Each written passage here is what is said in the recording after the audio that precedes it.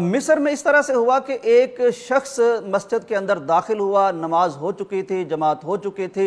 ये शख्स शायद लोगों की नज़र में कोई अच्छे किरदार और करैक्टर का नहीं था, यहाँ तक कि इसके मस्जिद में दाखिले पर लोगों ने एतराज़ कर दिया और अच्छा खासा उसके साथ झगड़ा मूल ले लिया, धींगा मुश्ती होने लगी।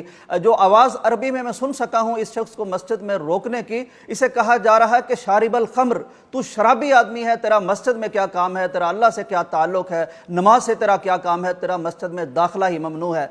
ये बातचीत जारी थी कि अल्लाह ताला भला करे इमाम मस्जिद तशरीफ़ लाए। चूँकि वो दीन के स्कॉलर और आलम दीन थे तो उन्हें अंदाज़ा था कि बंदों का जो अल्लाह से ताल्लुक़ है उसको अल्लाह ही बेहतर जानता है। उसने लोगों से उस शराबी आदमी को, जिसके मतलब कहा गया कि यह शराबी है, उसको छुड़ाया, उसको मस्जिद में आने दिया। उसने आके मौलवी साहब से इस्तदा की कि मैं बाजमात नमाज अदा करना चाहता हूँ।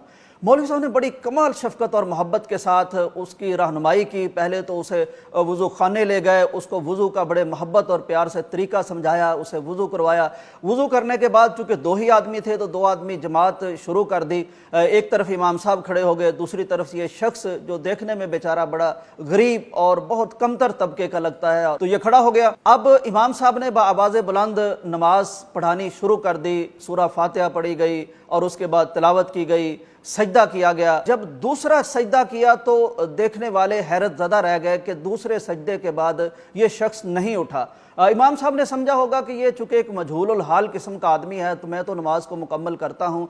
अब ये जैसा कि वीडियो में आप देख रहे हैं कि ये शख्स बराबर सजदे में मौजूद है और इमाम साहब खड़े हुए। खैर जल्दी से उन्होंने दूसरी रकत अदा की और अदा करने के बाद जब उन्होंने सलाम फेरा तो देखा कि वो शख्स जिसे लोग मस्जिद में दाखिले की इजाज़त नहीं दे रहे थे और जिसको बहुत कमतर समझ रहे थे और समझ रहे थे कि इसका मस्जिद से, कुरान से, अल्लाह के दीन से और अल्लाह ताला से क्या ताल्लुक़ हो सकता है, उसे अल्लाह तबारक व तआला ने ऐसी खूबसूरत मौत अता की कि जिसके लिए वली भी अल्लाह से दुआएं और फरियादें करते रहते हैं और ऐसी मौतों पर रश करते हैं कि वो वुजू करके आया, 2 रकत नमाज पढ़ी और अल्लाह तबारक व तआला ने उसे ऐसी काबिल रश्क मौत अता की कि सालिहीन भी जिसकी तमन्ना करते हैं और नेक लोग भी जिसकी आरजू करते हैं और ये हर किसी को नसीब नहीं होती।